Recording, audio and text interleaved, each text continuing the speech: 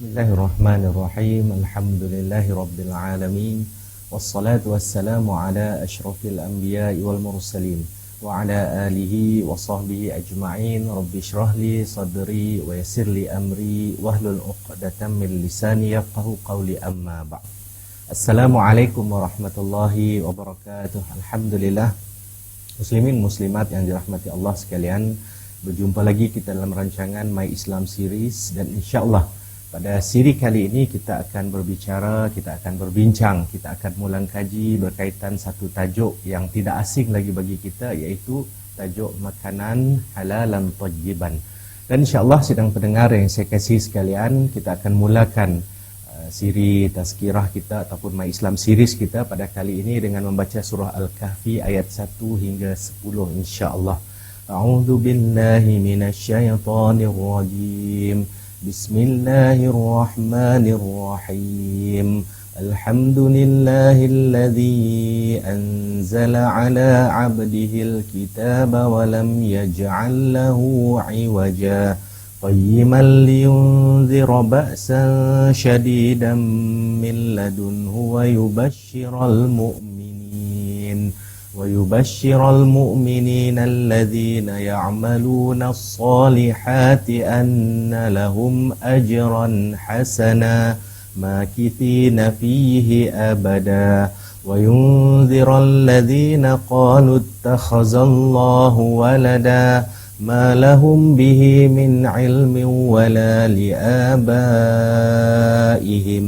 kaburat kalimatan takhruju min afwahihim iyyaquluna illa kadhiba fala'allaka bakhi'un nafsaka ala atharihim illam yu'minu bihadzal hadisi asafa inna ja'alna ma 'alal ardi zinatan laha linabluwahum ayyuhum ahsanu 'amala wa inna laja'iluna ma 'alayha sa'idan juruza am hasibta anna ashabal kahfi war-raqim kanu min ayatina 'ajaba إذ أوى الفتية إلى الكهف فقالوا ربنا آتنا من لدنك رحمة وهيئ لنا من أمرنا رشدا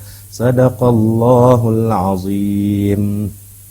Sedang pendengar muslimin muslimat yang saya kasih sekalian, insyaallah mudah-mudahan dapat jadi amalan kita untuk membaca surah Al-Kahfi ayat 1 hingga 10 ini, terutamanya pada hari Jumaat insya-Allah. Dan berbalik kepada perbincangan kita pada siri kali ini, kita akan berbicara berkaitan dengan makanan, iaitu apa yang disebut dengan halalan thayyiban. Mungkin ramai di antara kita yang mengetahui berkaitan dengan halal, tapi tidak ramai ataupun sebahagian daripada kita yang mengetahui apakah yang dimaksudkan dengan thayyiban. Kerana sedang pendengar sekalian, kedua perkataan ini datang, tidak boleh dipisahkan, bagaikan aur dengan tebing, bagaikan kuku dengan jari, bagaikan lidah dengan bibir. Begitulah perumpamaannya. Di mana ada halal, di situlah ada thayyib. Dan insyaAllah kita akan kupas perkara ini sebentar sahaja lagi. Jadi muslimin muslimat, sidang muslimin yang saya kasih sekalian, setiap hukum yang disyariatkan oleh Allah Subhanahu wa ta'ala, antara lain tujuannya adalah sebagai maslahah ataupun kebaikan kepada manusia itu sendiri dan menolak kepada mafsadah, iaitu keburukan, sama ada pada agama, nyawa, keturunan, akal maupun harta, pada kehidupan kita di dunia dan juga di akhirat. Maka setiap syariat yang disyariatkan oleh Allah Subhanahu wa ta'ala, kebaikannya itu tidak hanya di muka bumi ini ataupun semasa kita hidup di atas muka bumi ini, tetapi kebaikannya itu sehingga kita berada di hari akhirat kelak, iaitu kehidupan yang kekal abadi insya-Allah.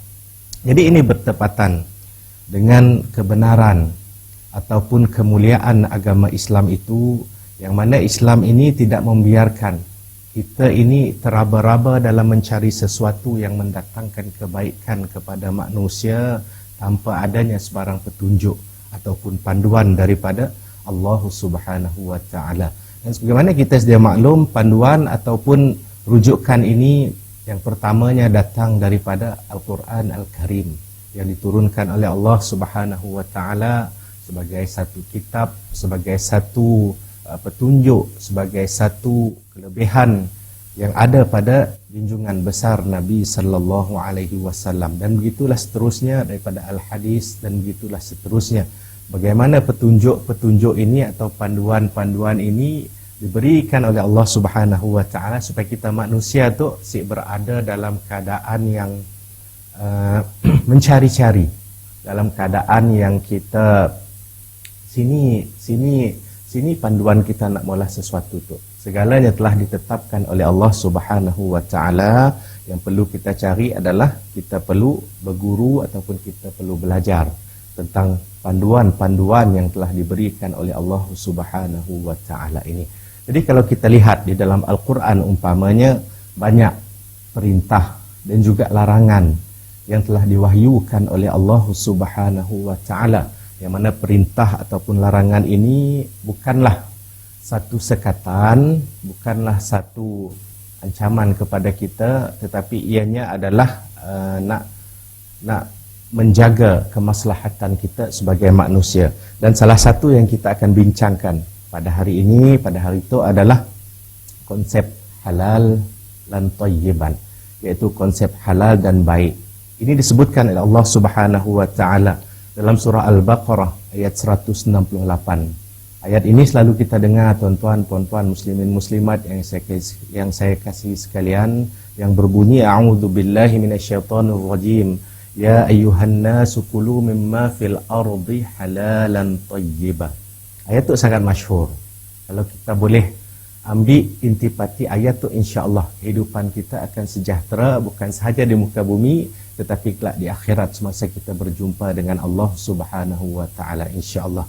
Ayat itu bermaksud, tuan-tuan, puan-puan, muslimin, muslimat yang saya kasih sekalian, wahai sekalian manusia, ya ayuhan nas. Ayat itu bukan ditujukan semata-mata kepada orang yang beriman, tetapi ayat ini Allah tujukan kepada keseluruhan manusia. Tidak kiranya beriman ataupun tidak beriman kepada Allah Subhanahu wa taala.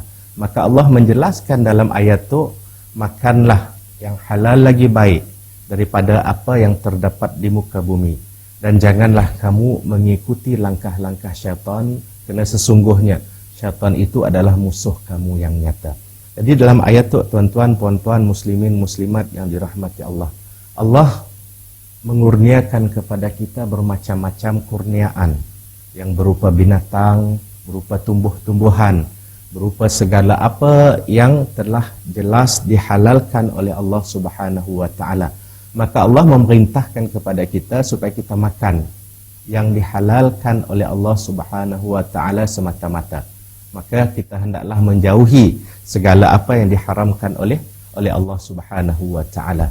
Jadi nak kenal apa itu halal, insya-Allah kita akan berbicara serba sedikit berkaitan dengan definisi makanan halal ataupun perkataan halal itu sendiri.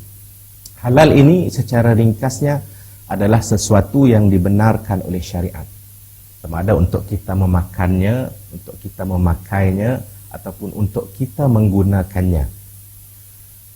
Kalau dilihat dalam Kamus Dewan edisi keempat, ditafsirkan halal ini sebagai hukum yang membenarkan sesuatu perbuatan dilakukan dalam Islam atau diperbolehkan, yaitu tidak ditegah oleh syarak atau diizinkan atau dibenarkan, dan lawannya adalah haram. Jadi halal itu jelas kepada kita, ia adalah sesuatu yang dibenarkan oleh Allah Subhanahu wa taala mengikut syariat yang telah ditetapkan oleh Allah Subhanahu wa taala. Kalau kita lihat secara keseluruhannya, maksud perkataan halal ini ianya membawa maksud yang sama, yaitu menggunakan sesuatu yang suci dan yang dibenarkan syarak, baik dari segi penyediaan suatu bahan makanan atau bahan gunaan harian. Oleh itu, sebagai seorang manusia yang beriman kepada Allah Subhanahu wa taala, kita hendaklah bijak dalam memilih produk makanan yang benar-benar diyakini dan yang telah disahkan halal sahaja sebagai pilihan utama dalam kehidupan kita sebagai seorang muslim. Jadi tuan-tuan, Kalau kita nangga, saya boleh beri contoh sikit lah manok. Manok adalah dihalalkan oleh Allah Subhanahu wa taala.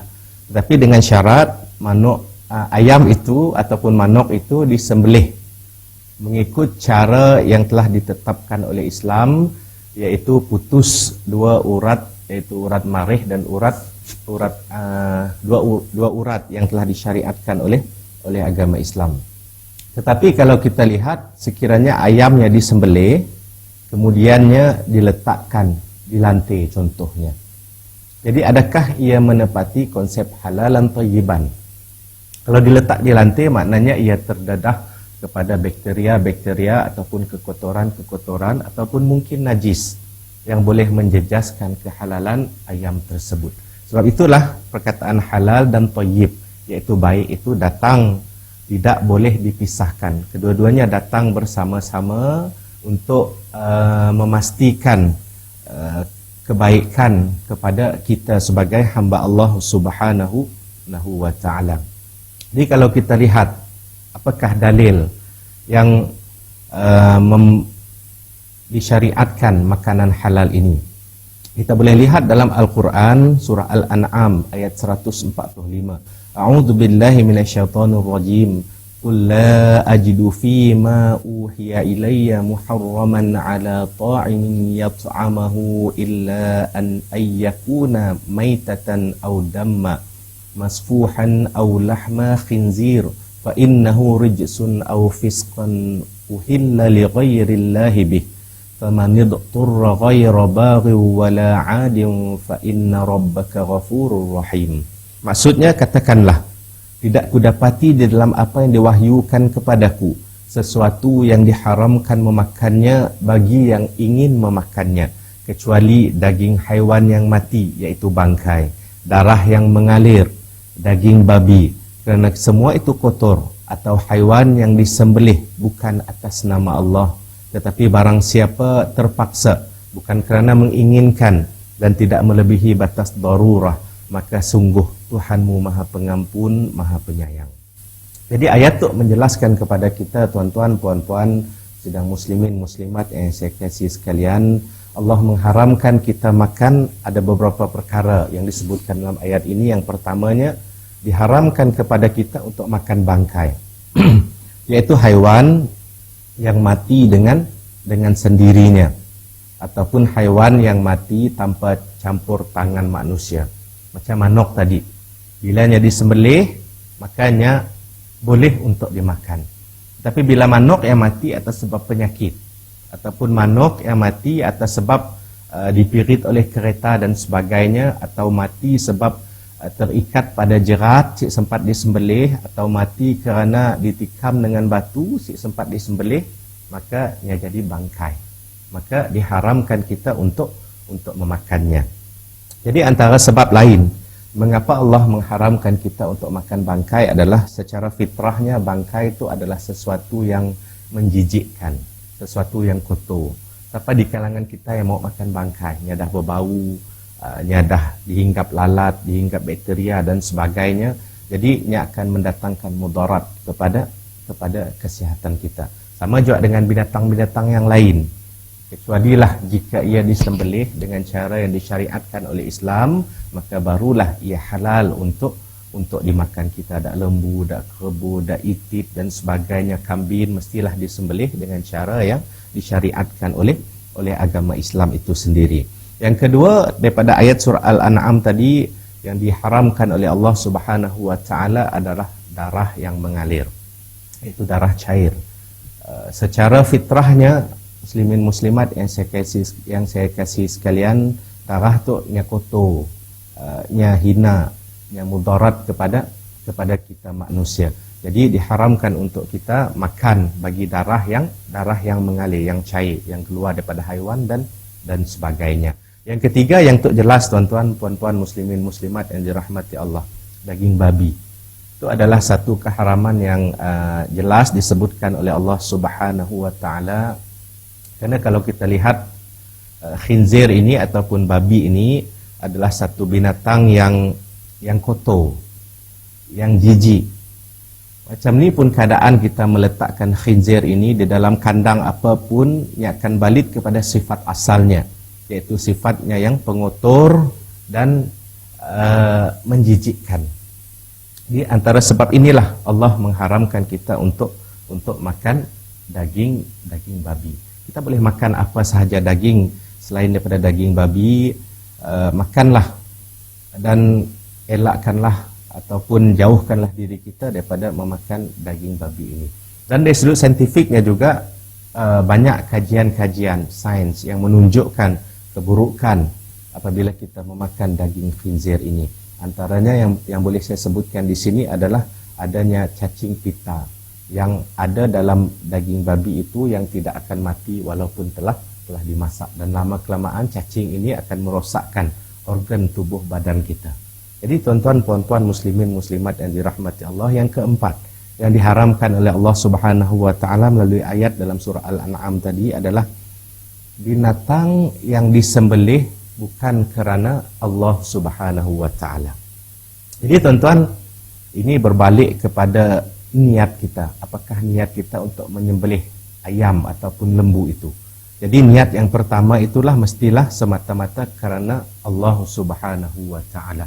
Ini yang berlaku bila mana kita meniatkan sembelihan itu untuk pemujaan, contohnya untuk diberi kepada makhluk halus, contohnya, maka ayam itu yang pada asalnya halal akan menjadi haram. Lembu itu pada asalnya halal, jika disembelih niat bukan kerana Allah Subhanahu wa taala, maka ianya akan menjadi daging yang haram untuk kita makan. Jadi untuk jelas tuan-tuan, yang ini berkait dengan akidah kita sebagai seorang Islam.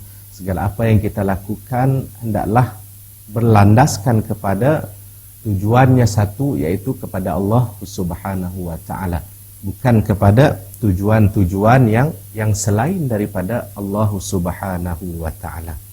Jadi tuan-tuan, jelas kepada kita dalam Al-Quran disebutkan 4 perkara yang jelas yang diharamkan oleh Allah Subhanahu wa taala, maka selain daripada itu boleh kita makan, kecuali ada perkara-perkara yang kita boleh perincikan lagi selepas ini, mungkin mengambil masa yang panjang, mungkin dalam sesi yang lain tuan-tuan, puan-puan, muslimin, muslimat yang saya kasih sekalian. Jadi secara asasnya prinsip hukum hakam makanan dalam Islam ini, yang pertamanya semua haiwan yang dimakan oleh bangsa Arab, iaitu yang diterima oleh jiwa mereka yang bersih di zaman Nabi sallallahu alaihi wasallam, adalah halal untuk kita makan. Termasuklah dalam ini adalah haiwan yang hidup di lautan, iaitu ikan dan pelbagai jenis, dan namanya adalah halal.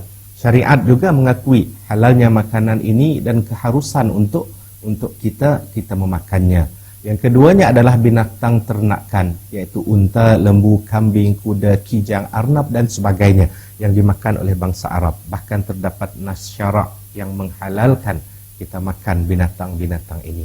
Yang kedua, binatang buas yang diharamkan ialah setiap binatang buas yang memiliki taring yang kuat yang digunakan untuk menangkap mangsanya, seperti anjing, babi, serigala, gajah dan seumpamanya yang memiliki taring yang kuat.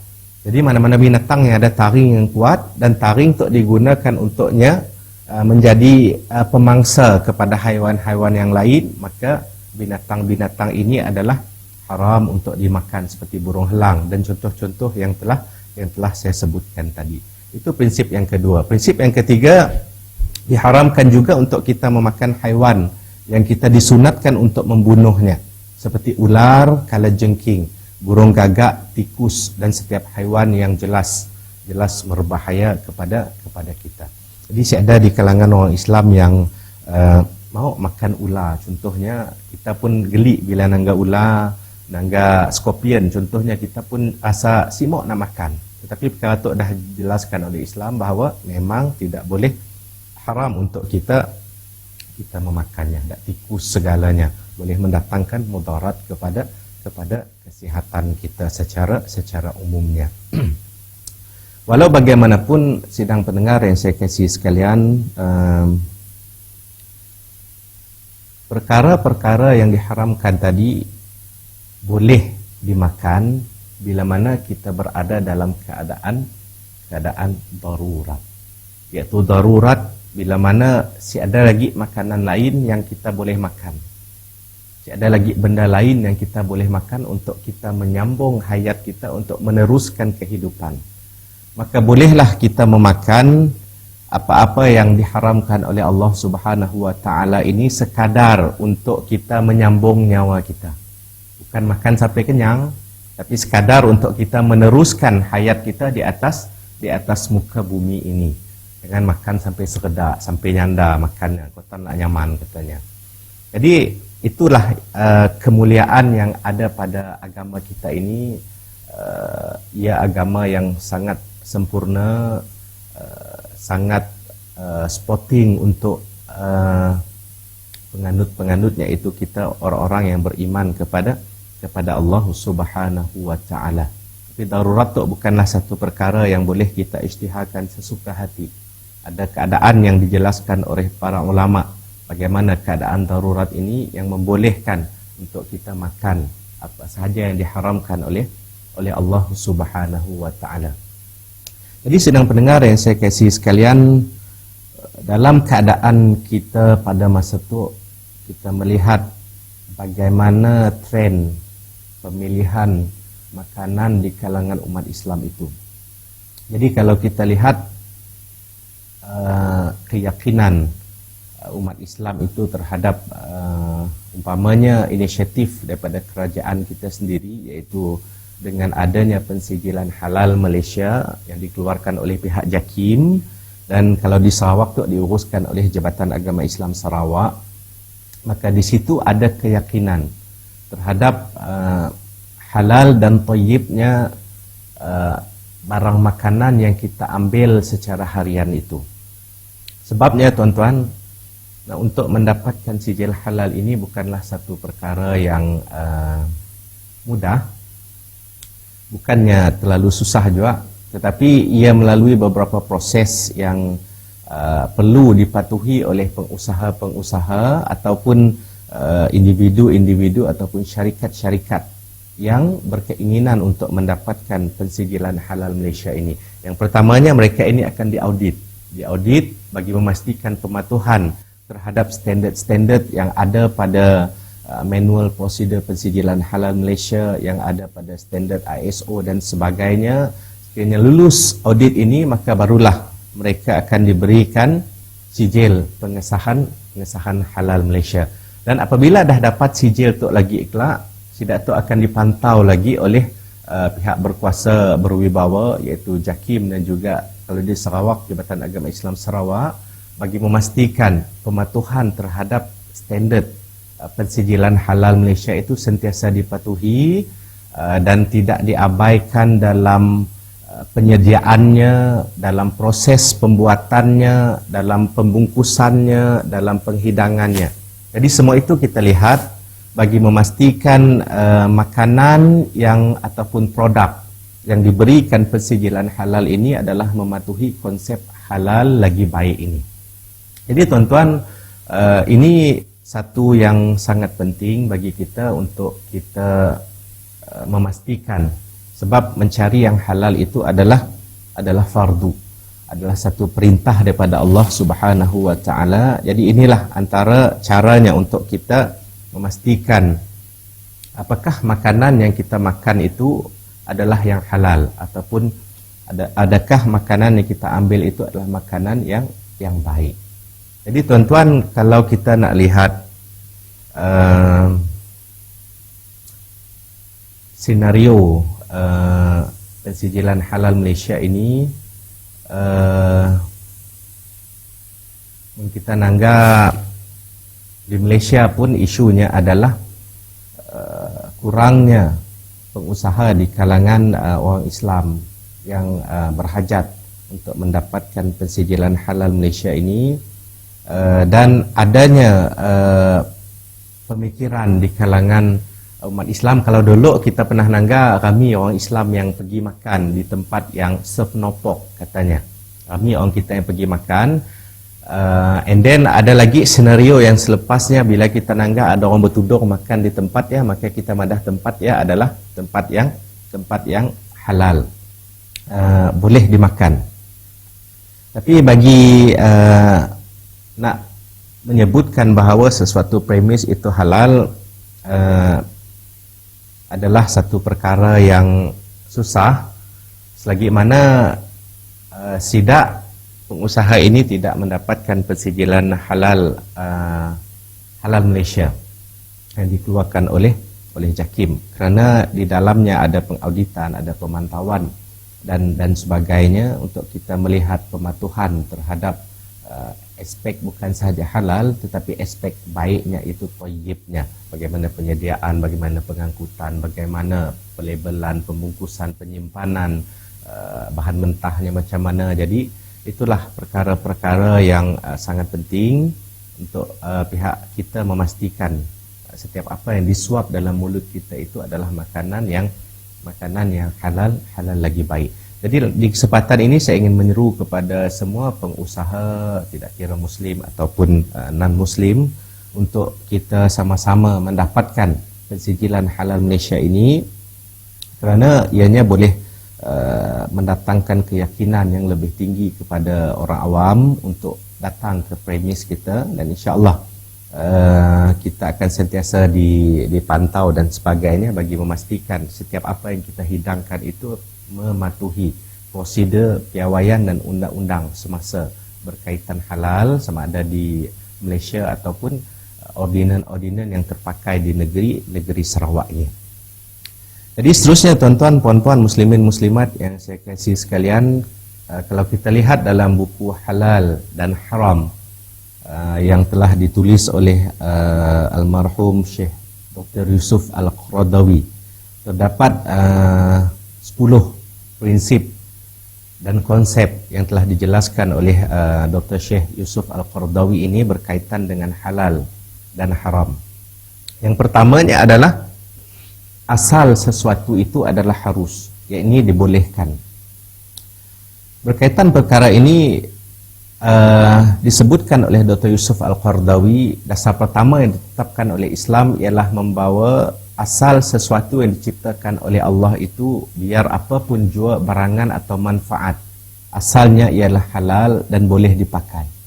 Selagi mana tidak ada dalil yang mengharamkan perkara tersebut, maka ianya adalah halal untuk kita makan, halal untuk kita gunakan, dan halal untuk kita ambil dalam kehidupan kita. Yang keduanya adalah halal dan haram ini adalah hak Allah semata-mata. Jadi tidak ada sesiapa pun selain Allah yang berhak menentukan sesuatu itu halal ataupun sesuatu itu haram. Dan hak ini adalah keseluruhannya adalah milik Allah Subhanahu wa taala. Jadi setelah jelas disebutkan oleh Allah Subhanahu wa taala dalam Al-Qur'an yang mana halal, yang mana haram, dan kemudiannya diperincikan oleh Rasulullah sallallahu alaihi wasallam. Yang ketiganya, mengharamkan yang halal dan menghalalkan yang haram sama dengan syirik kepada Allah Subhanahu wa taala. Jadi ini satu perkara yang berat, muslimin muslimat yang saya kasih sekalian. Jadi ancaman kepada orang yang suka mengharamkan sesuatu yang dihalalkan oleh Allah Subhanahu wa taala, ataupun kepada orang yang suka menghalalkan sesuatu yang diharamkan oleh Allah Subhanahu wa taala, hukumnya ini sama dengan syirik kepada Allah Subhanahu wa taala. Yang keempatnya, pengharaman membawa kepada keburukan dan bahaya. Jadi setiap apa yang diharamkan oleh Allah Subhanahu wa taala ini ada mudaratnya kepada kita. Kalaupun kurangnya perincian di dalam nas tentang sebab dan juga akibat pengharaman sesuatu perkara itu, maka ianya boleh dibuktikan dengan kajian-kajian sains yang membuktikan apakah sebab diharamkan arak contohnya, apakah sebab diharamkan kita makan daging babi dan sebagainya. Jadi ini boleh dibuktikan melalui fakta-fakta sains yang boleh kita rujuk dan lihat pada hari ini. Yang kelima, tetap pada yang halal sahaja, memadai dari yang haram. Dan yang keenam, apa saja yang bawa kepada yang haram, hukumnya adalah haram. Jadi dalam perkara ini kita boleh lihat contoh zina itu diharamkan oleh Allah Subhanahu wa taala. Jadi apa-apa perkara yang boleh membawa kepada zina itu adalah haram. Contohnya tidak menutup aurat, itu diharamkan oleh Allah Subhanahu wa taala. Contohnya berdua-duaan dengan pasangan yang bukan muhrim, itu diharamkan oleh Allah Subhanahu wa taala, kerana kedua-dua perkara ini akan membawa kepada zina. La taqrabuz zina. Itu disebutkan oleh Allah Subhanahu wa taala. Dan tuan-tuan, puan-puan, kita nak bawa muslimin muslimat sekalian, kita dah bercerita tentang halal, haram, thayyib tadi. Kita nak bawa muslimin muslimat berkaitan dengan apakah hikmah memakan makanan yang halal lagi baik ini. Yang pertamanya, muslimin muslimat yang saya kasih sekalian, ia boleh memberikan ketenteraman kepada jiwa kerana sesuai dengan fitrah kita sebagai manusia.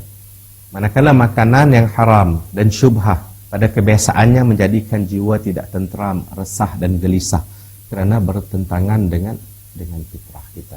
Jadi bila kita memakan makanan yang halal tu, hati kita akan tenang, mudah untuk kita beribadah kepada Allah Subhanahu wa taala. Yang keduanya, bila kita nak menetapkan bahawa makanan yang kita ambil itu adalah makanan yang halal, maka kita akan lebih berupaya untuk mendekatkan diri kita kepada Allah Subhanahu wa taala. Segala amal ibadah yang kita lakukan, doa, ibadah, segala kebaikan yang kita lakukan akan diterima oleh Allah Subhanahu wa taala. Yang ketiga, makan makanan yang halal dan thayyib. Makanan yang halal dan baik ini akan menyelamatkan kita daripada seksaan api neraka. Ini kerana ada satu hadis daripada Nabi sallallahu alaihi wasallam, riwayat At-Tirmizi, yang bermaksud tidak tumbuh daging daripada yang haram, melainkan api neraka lebih utama darinya. Jadi apabila kita makan sesuatu daripada sumber yang haram ataupun makanan yang haram, maka ia akan menjadi darah daging kita, dan darah daging ini yang lebih utama memilikinya adalah api neraka. Ini ancaman daripada Rasulullah sallallahu alaihi wasallam. Dan yang keempat, pengambilan makanan halalan thayyiban dapat membentuk darah daging yang baik dan dapat membantu melahirkan insan yang mempunyai sahsiah yang terpuji. Insya-Allah, muslimin muslimat sekalian, bila mana kita memang sentiasa mengambil makanan yang halal lagi baik daripada sumber yang halal lagi baik, insya-Allah kita akan mempunyai sahsiah ataupun sikap yang terpuji, sikap yang baik, jauh daripada sikap yang dilarang oleh Allah Subhanahu wa taala. Yang kelima, mengambil makanan yang halal lagi baik ini dapat membantu menghindari kita daripada pelbagai penyakit. Jadi ini adalah sesuatu yang juga cukup penting kepada kita, kerana makanan yang tidak halal ataupun makanan yang tidak disediakan dengan thayyiban, dengan baik, akan mendedahkan kita kepada segala jenis penyakit, akan mendedahkan kita kepada segala bakteria jahat, virus dan sebagainya. Bila mana nasi disediakan dengan bagus, contohnya bila di kedai makannya tidak bahan mentah itu tidak diletakkan ataupun diletakkan terus di lantai tanpa ada lapis. Kalau kita lihat dalam manual prosedur persediaan halal Malaysia, setiap bahan mentah ataupun bahan untuk menyediakan sesuatu produk ataupun makanan itu tidak boleh diletakkan terus di atas lantai, melainkan ada lapiknya. Kisahlah sama ada pellet ataupun dalam kontainer yang berlapik di bawahnya. Jadi itu untuk mengelakkan berlakunya pencemaran terhadap bahan mentah ataupun bahan-bahan yang kita gunakan untuk memasak sesuatu hidangan ataupun masakan itu. Jadi kita nanggap betapa detailnya agama kita nak jaga manusia tu, bukan sahaja jaga di dunia tetapi jaga kita di akhirat pula dengan memakan makanan yang halal. Baiklah. Seterusnya kita lihat apakah kesan memakan makanan yang diharamkan oleh Allah Subhanahu wa taala. Yang pertama yang saya rasa kita semua maklum, doa-doanya tidak dikabulkan oleh Allah Subhanahu wa taala. Jadi ini dalam satu hadis Rasulullah sallallahu alaihi wasallam bersabda, Seorang lelaki ini melakukan perjalanan jauh. Rambutnya kusut, mukanya berdebu. Lalunya menadahkan tangan berdoa kepada Allah Subhanahu wa taala. Wahai Tuhanku, wahai Rabbku, ya Rabb, katanya. Padahal makanannya haram dan mulutnya disuapkan dengan yang haram. Maka bagaimanakah akan diterima doanya itu? Jadi tuan-tuan, puan-puan, hati-hati dengan segala apa yang kita ambil, segala apa yang kita makan. Kerana kesannya bila kita minta kepada Allah Subhanahu wa taala, doa-doa kita tidak akan dikabulkan oleh Allah Subhanahu wa taala. Dan apabila ini berlaku, maka susahlah kehidupan kita, sebab yang dapat kita minta hanyalah dengan Allah Subhanahu wa taala. Munlah doa kita dikabulkan oleh Allah Subhanahu wa taala, di mana lagi kita nak minta? Di mana lagi kita nak mengharap? Di mana lagi kita nak memohon keampunan, memohon hajat jika selain daripada Allah Subhanahu wa taala. Yang keduanya, mengambil makanan yang haram akan merosak hati dan akal. Makanan yang haram dapat mempengaruhi hati dan fikiran seseorang.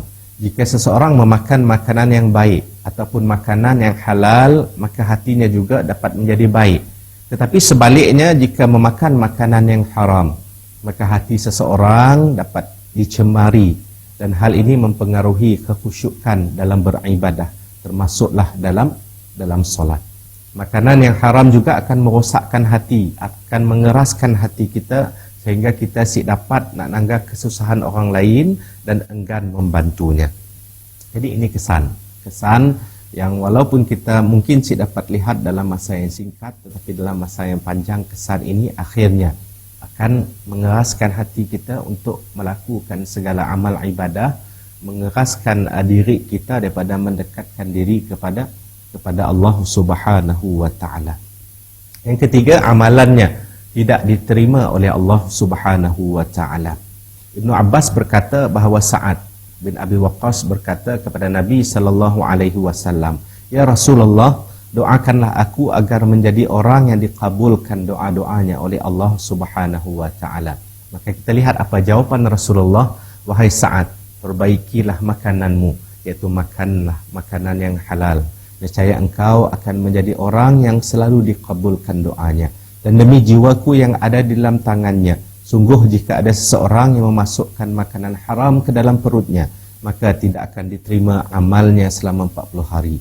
Dan seorang hamba yang dagingnya tumbuh dari hasil menipu dan riba, maka neraka lebih layak untuknya."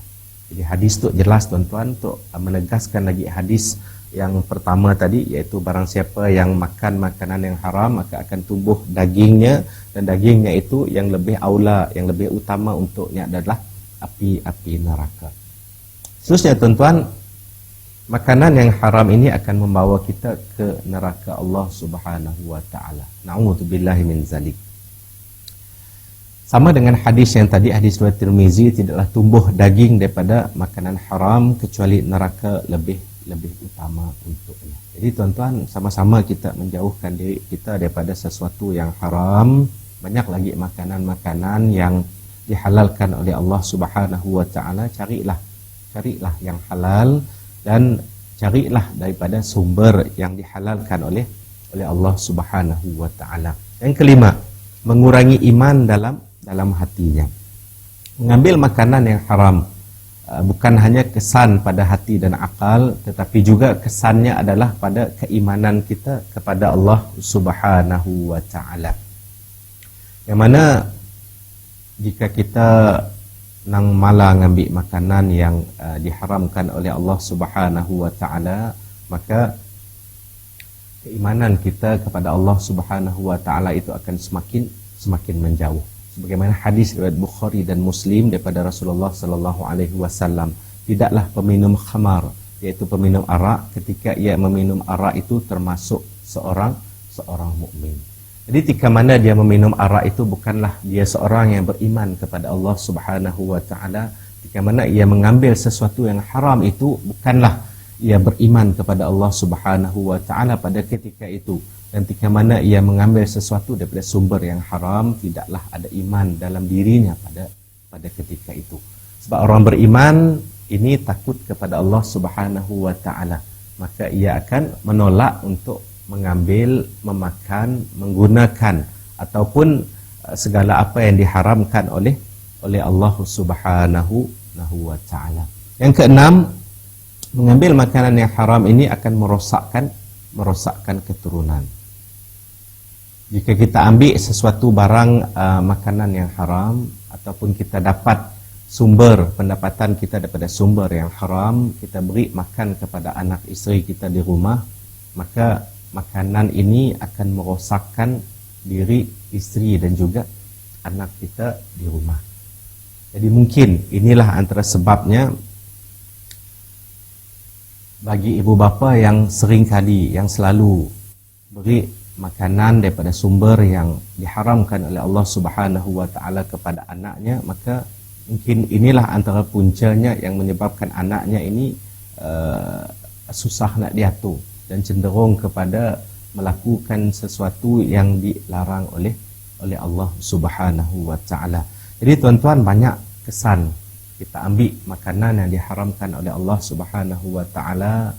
Kita juga dalam keadaan yang sama kita turut menzalimi diri kita kerana makanan yang haram itu ada ternyata banyak mudaratnya yang telah disebutkan oleh Allah Subhanahu wa taala dan terbukti melalui kajian-kajian sains dan sebagainya. Jadi tuan-tuan, puan-puan, muslimin, muslimat yang saya kasih sekalian, kesempatan untuk sekali lagi saya menyeru kepada tuan-tuan untuk, termasuk saya sendirilah, untuk sama-sama kita memilih makanan yang halal lagi baik, memilih produk yang halal lagi baik, memilih sumber yang halal lagi baik untuk kita gunakan dalam kehidupan kita, dan pilihlah barang makanan ataupun produk yang ada sijil pengesahan halal Malaysia. Kalau kita di Malaysia tu ada sikit je logo halal, iaitu logo halal daripada JAKIM, dan ada juga yang kawan-kawan pun selalu nanya certification body ataupun badan-badan persijilan luar negara. Ada juga yang diiktiraf oleh JAKIM. Jadi kena tu senang aja, klik aja dekat handphone, pergi kepada halal.gov.my, dalamnya ada CB ataupun certification body yang diiktiraf oleh JAKIM daripada luar negara, daripada China, daripada India, daripada banyak negara yang ada dalamnya, Korea pun ada. Jadi kita boleh semak dalam portal halal JAKIM. Bila kita, contoh kita nak beli tin food kan semestinya yang ada logo halal JAKIMnya tidak halal. Ada logo daripada Shandong, contohnya daripada China, yang kita boleh semak dalam portal tu tadi, logo yang diiktiraf oleh JAKIM ataupun tidak. Jadi kita boleh download, share dengan rakan-rakan kita. Mudah-mudahan ia menjadi amal ibadah kepada kita. Ia menjadi satu bekal kepada kita untuk kita berjumpa dengan Allah Subhanahu wa taala kelak. Dan tuan-tuan, puan-puan, muslimin, muslimat yang saya kasih sekalian, yang terakhir mungkin daripada saya, carilah yang halal, jauhkanlah yang diri kita daripada yang haram. Kesannya sangat buruk, bukan saja kepada diri kita tetapi juga kepada isteri, anak, keturunan kita, dan seterusnya kesan buruk di akhirat, iaitu kita disiksa oleh Allah Subhanahu wa taala di dalam api neraka. Na'udzubillahi min zalik. Jadi kesempatan ini mudah-mudahan kita tanamkan azam dalam diri kita untuk kita sentiasa melazimi diri kita untuk mengambil sesuatu daripada yang haram. Jauhkanlah diri kita daripada yang halal. Mudah-mudahan kehidupan kita ini akan sejahtera di dunia dan di akhirat, insya-Allah. Jadi sekian, saya rasa setakat ini saja untuk sesi kali ini. Mudah-mudahan kita akan berjumpa lagi dalam sesi yang akan datang, insya-Allah. Dan mudah-mudahan perkongsian yang sedikit itu akan menjentik hati saya sendiri dan juga hati tuan-tuan, puan-puan, muslimin, muslimat yang mendengar melalui saluran Facebook IIC Majlis Islam Sarawak ini ataupun Pusat Penerangan Islam Majlis Islam Sarawak ini, dan sama-sama kita ikuti banyak lagi program-program dalam My Islam Series terbitan IIC ini, dan juga program-program lain banyak yang kita boleh dapat melalui atas talian pada hari ini. Mudah-mudahan ada manfaat untuk kita dan seluruh umat Islam di atas muka bumi ini, insya-Allah. Jadi sekian, wabillahi taufik wal hidayah. Assalamualaikum warahmatullahi wabarakatuh.